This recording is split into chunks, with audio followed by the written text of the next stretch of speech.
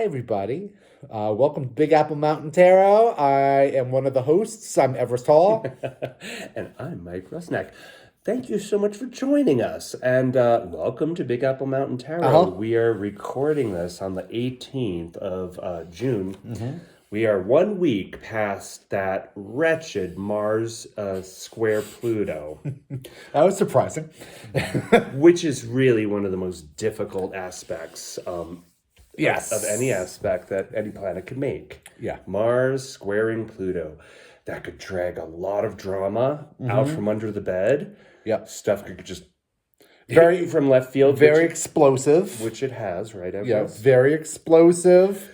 Fiery reconstruction, deconstruction, explosion kind of energy that was on the 11th of June. And beyond. And beyond, a strong one. Yeah, so we might be licking our wounds and feeling a little bit sensitive. And so we're at the 18th. Tomorrow, 19th.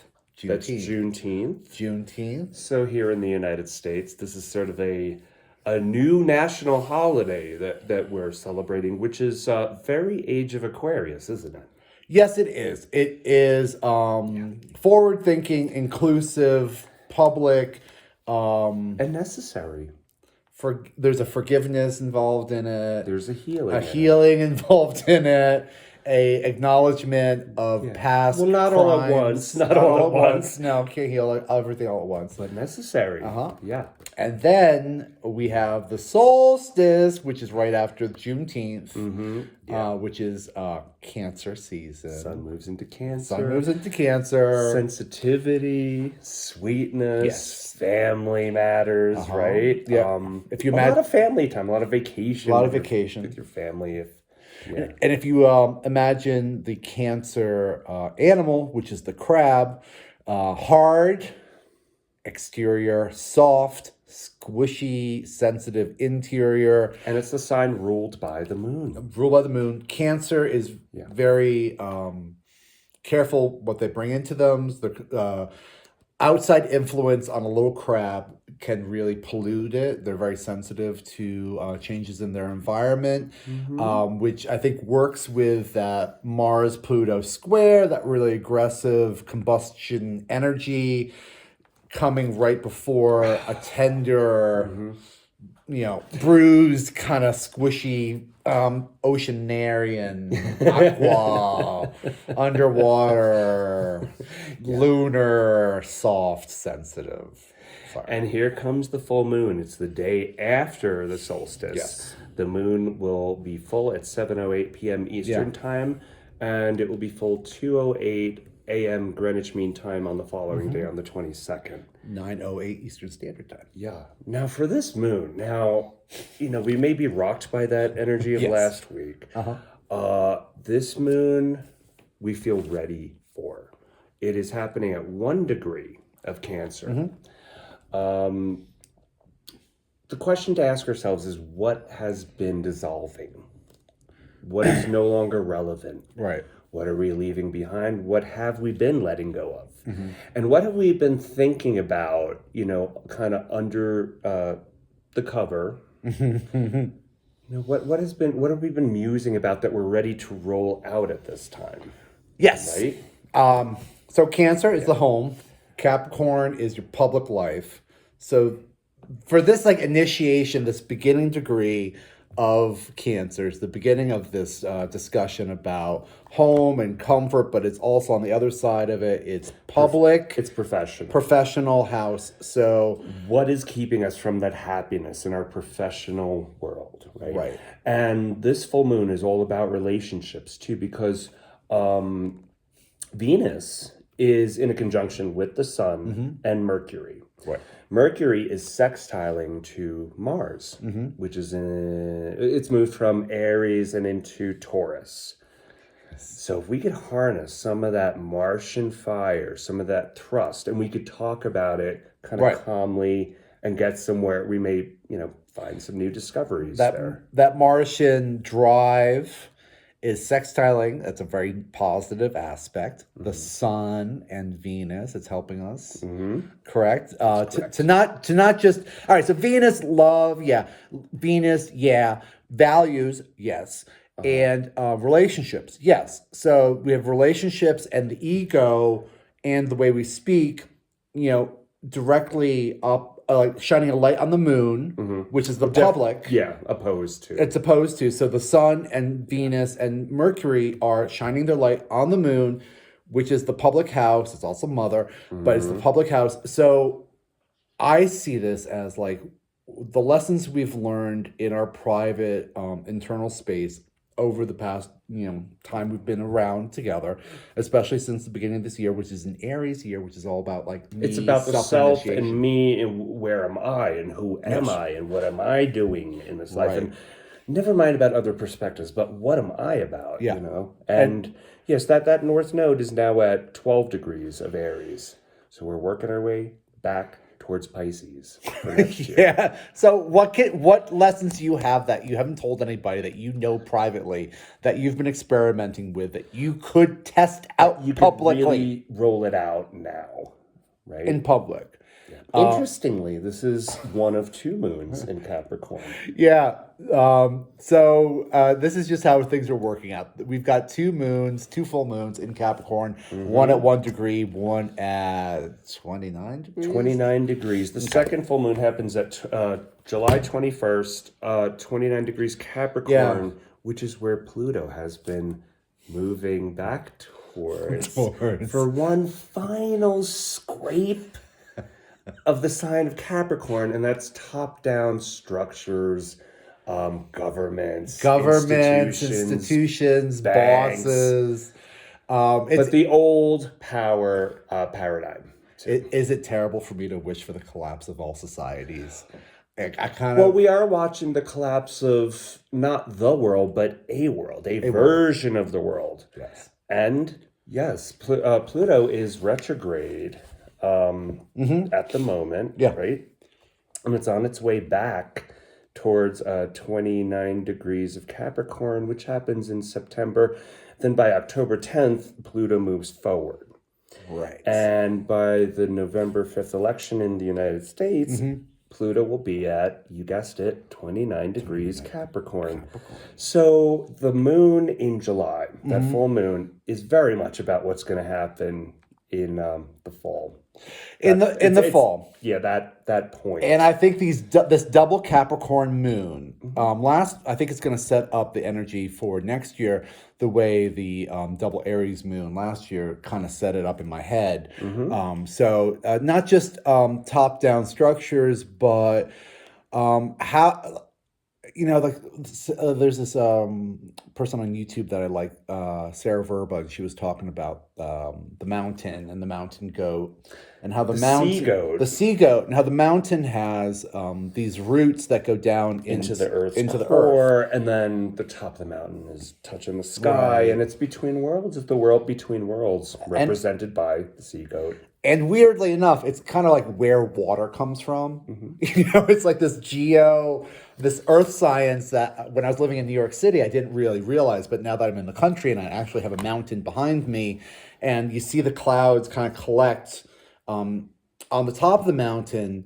And let's imagine like... Sky Islands. Yeah, Sky Islands. The emotional space, the ideas, the thoughts kind of come, they collect in the top of this Capricorn, earth structure, and it pools into the soil of the mountain, and then after years of digestion, it kind of comes up through the bottom of the spring. Are you speaking about geofluvial morphology and wicking? Yes, Are you talking about the wicking of the clouds? I'm talking about the wicking of the clouds, and I'm using it as an analogy for emotional space and for not just emotional space, but spiritual space. And our professional experiences out in the world, there are subtle subtleties that we get from the people we don't know that inform us and refill our wellspring. Like a mountain and a cloud. It kind of like comes back up. That's beautiful. Thanks, Mike. Yeah. It kind of comes back. That's how I see it. And that's one of the things where I really think it's very important to smile, to be nice publicly. You don't know what's happening in other people's lives.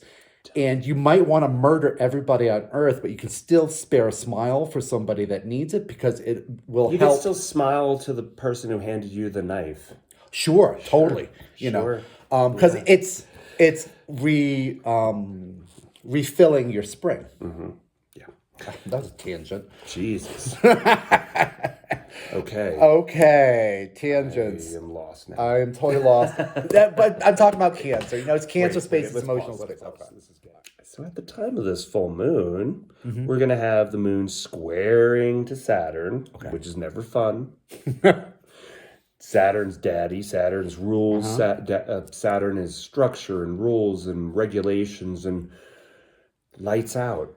Yes. You know, the moon will also be in conjunct to Uranus. Uh-huh. And that is still, opening up a lot of surprise, a lot of shock this time. And you were saying that Uranus hasn't been in this location for a long, long time. Not in our lifetimes. I mean, between now and October, Uranus will move 25 to 28 degrees. It hasn't been there for the past 84 years. Yeah. So there's a lot of new. That's a lot of new. That's not my parents' lifetime. It's like my grandparents' lifetime back 84 years. Exactly. The moon will also be squared to Neptune. So Neptune, illusions, deceptions, media, prisons, drugs, toxicity, water. Media. Spirituality. And that's at 29 degrees.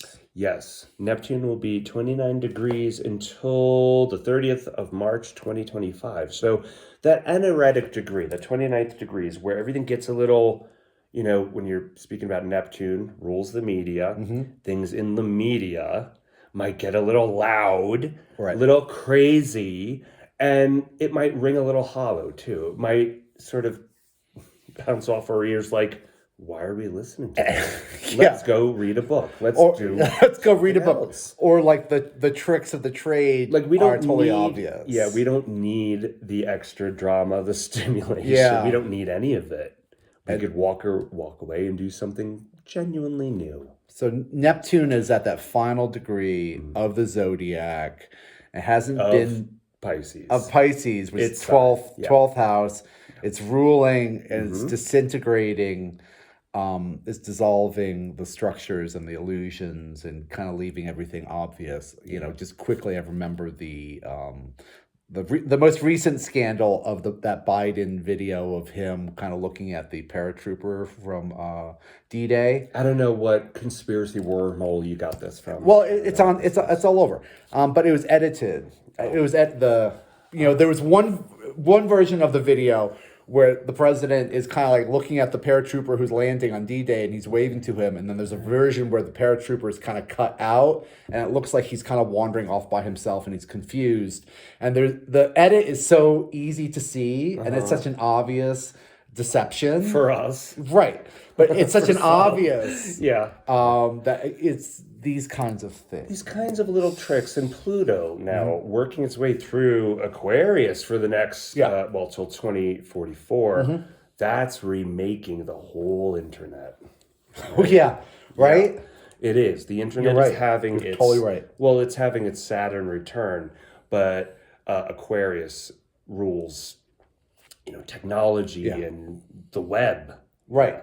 Yeah. And, Surgeon General's talking about putting warning labels on media. They should. They absolutely should. I'm amazed we've gotten away with it for so long. Well, I mean, it's been really, harmless. There hasn't been any kind of, at all, reproductions of media. It's been very, passive. What else do I want to say about this moon is that moving into the season of Cancer... it's going to be easier for people who are water signs or earth signs. Right. It feels like a dousing of the energy for people who are fire. That's me. Air might feel a little bit detached. And I'm sure you could handle that. But air might feel a little bit detached at the time of this moon. Yeah. It's weather. It's okay. Yeah. Just emotional weather. We're going to go to tarot. Okay, we're back with tarot. We're going to pull one card for each element. We're going to start with fire. So it's Aries, Leo, Sag. And this is for the Capricorn moon and the solstice. We're halfway through the year. This is your particular message about the solstice and this full moon. This first full moon in Capricorn is for us. The second full moon is a little bit more about the world and generational. So personal advice for this moon. Aries, Leo, and Sag. Okay, we're going to start this. Ooh. Oh. We'll take that. We'll take that. Bam. Okay. This is looking at a completely shitty situation as a gift. You know, this is like real alchemy. Like going, oh my God, this is a complete loss. Or am I free now? Yeah. You know, like, yeah. Using your tools, your personal tools and your professional tools to transform the situation. It's the magician. So we have a thought that is being put into reality and is made from conscious, non-material to material. I love this. And it's about the inner God. Yes. The inner sovereignty, inner God. Boom. Okay. For Taurus, Virgo, and Capricorn. Earth. Oh. Okay. That's nice too. This is great. Passion. So we got passions here. We have the Ace of Wands. We have primary passions, primary actions, primary divine inspiration. Yeah. You know, after we get kind of done with like the Mars-Pluto fight, you know, here's like that Martian kind of like, oh, I know it. Or like my relationship, I think I know how to do it. I have an idea. It's a little bit of a... I was so foolish, but look at me now. But now everything's fine. Yeah, it's a little bit of a caveman energy to club people over like this. It's very base. So just be aware of that. But it's really positive and super good luck and a great way to start stuff. So it's initiation. And I think this is kind of what we were talking about earlier, where it's like, is there something you've been kind of thinking about privately? That you have to try to roll out. Yeah. Maybe now it's time for that. Yeah, to bring out that passion and to really display. Yeah. And keep asking what has been dissolving, what has been leaving us slowly. Yeah. Okay. Earth. Air, Gemini, Libra, Aquarius. Boom. Okay. Wands. We got 2 of Wands. We have a fellow here on parapet of some beautiful castle, looking out on the water. And this may be a little bit detached, right? A little detached. Yeah. You know, there's they're looking at the world. They are kind of weighing their options. They're planning, they're plotting, but they're not ready to go yet. Yeah. Right? The buckle is holding that one. Yeah, this little wand to the wall. That wand is being kind of held in place while they're looking and strategizing on how to develop themselves. 2s are a bit about choices of passions. Intention. Right? It's that binary, it's this or that. It's this or that. And how do we address ourselves publicly in the world, on the world stage? And the answer is to find that nuance, right? Yes. So for Cancer, Scorpio, and Pisces, those are the water signs. Wow, okay. Taurus. We have the Hierophant. This is the sign for Taurus. Tried and trusted. Traditions. Yeah. We have these 2 little fellows right there who are going to go meet the Pope, and they're going to learn their lessons from the Pope, and the Pope's going to teach them what's always kind of worked and what will work. The past is the future. The past is the future, and there's a trusted element here to tradition that works. This is also, you know, kind of governmental structures. There's a trust in the structure of government, in the structure of Capricorn, in the structure of society. You know, we do live in a society, and we do have to kind of trust. Things do have to run. Things have to run. You have to trust that Uber will come. You have to trust that DoorDash will be there. You have to. If you buy a train ticket, you got to trust the train's coming. Yeah. Because the society's got to work. Even if, we're not agreeing with all things. Even if it's not working in every way that we think it should be working, it is working. Right. Because it's not just us. There's a group here. We're learning together from this And we're fellow. always regrounding to that humility and that grace. We're trying. Find that grace. Find that trust. Okay, so just to review, here's our little story. Fire, earth, air, and water. Water. There we go. And that's for this full moon. Thank you. Thanks for joining us today. Thank you for joining us. And please send us some questions because we would love to answer some questions as our persona answer clause. Yeah, answer clause. So we've got this new idea for the show here. Lighten it up. Lighten it up. We're gonna answer any questions that you have. So if you have any questions for us, you can Any at all. You can just write in the comments below or just contact us privately, and we will be happy to answer them. Thank you so much. Thank you. And happy solstice. Happy solstice. Bye.